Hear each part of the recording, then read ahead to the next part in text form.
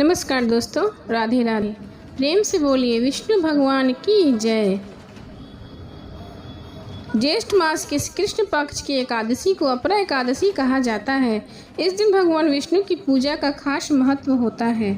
अपरा एकादशी का व्रत करने से भगवान श्री हरि विष्णु मनुष्य के जीवन में सभी दुख और परेशानियों को दूर करते हैं। अपरा एकादशी को जल क्रीड़ा एकादशी, अचला एकादशी और भद्रकाली एकादशी के नाम से भी जाना जाता है।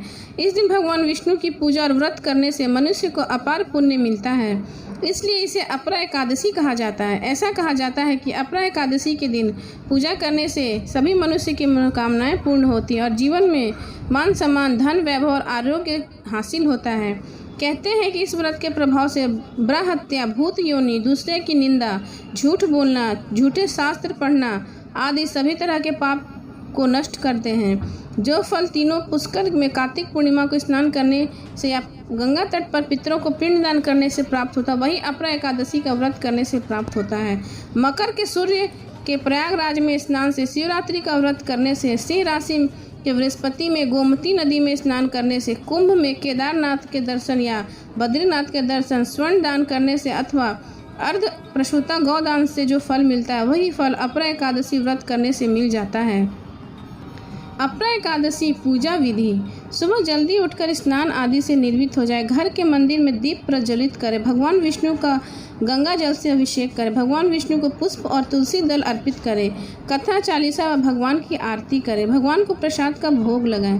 भगवान विष्णु को भोग में तुलसी जरूर शामिल करें। ऐसा माना जाता है कि बिना तुलसी के भगवान विष्णु को भोग ग्रहण नहीं करते। इस पावन दिन भगवान विष्णु के साथ ही माता लक्ष्मी की भी पूजा करें। इस दिन भगवान का अधिक से अधिक ध्यान करें। एकादशी के अगले दिन ब्राह्मण को भोज कराएं, वो दक्षिणा दें और बाद में अपना व्रत खोलें। अपना एकादशी व्रत कथा: प्राचीन काल में महिध्वज नामक एक धर्मात्मा राजा था, जिसका छोटा भाई व्रजध्वज बड़ा ही क्रूर और अधर्मी था। इसी स्वभाव से वशीभूत होकर वो छोटा भाई बड़े भाई को मारना चाहता था। एक दिन अवसर पाकर रात्रि में उसे पापी छोटा भाई ने बड़े भाई महिध्वज की हत्या कर दी और शव को जंगल में एक पीपल के पेड़ के नीचे गाड़ दिया।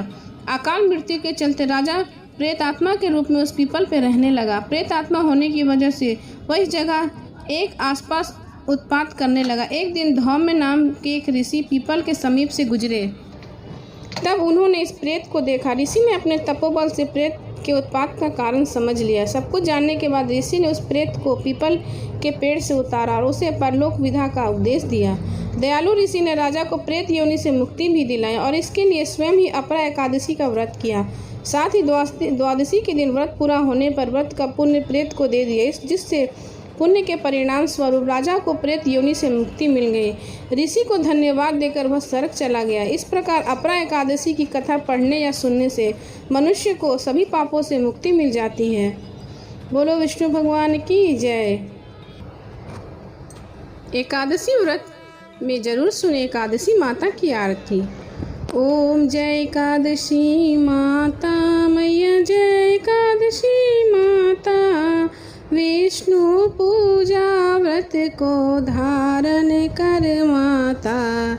जय एकादशी माता, तेरे नाम गिनाऊं, भक्ति प्रदान करनी, गण गौरव देनी माता, शास्त्रों में वर्णी। ओम जय एकादशी माता, मार्गशीर्ष के कृष्ण पक्ष की उत्पन्ना एकादशी, विश्व तारिणी जन्मी, शुक्ल पक्ष में हुई मोक्षदा, मुक्तिदाता बन गई। जय एकादशी माता, पौष कृष्ण पक्ष की सफला नामक है।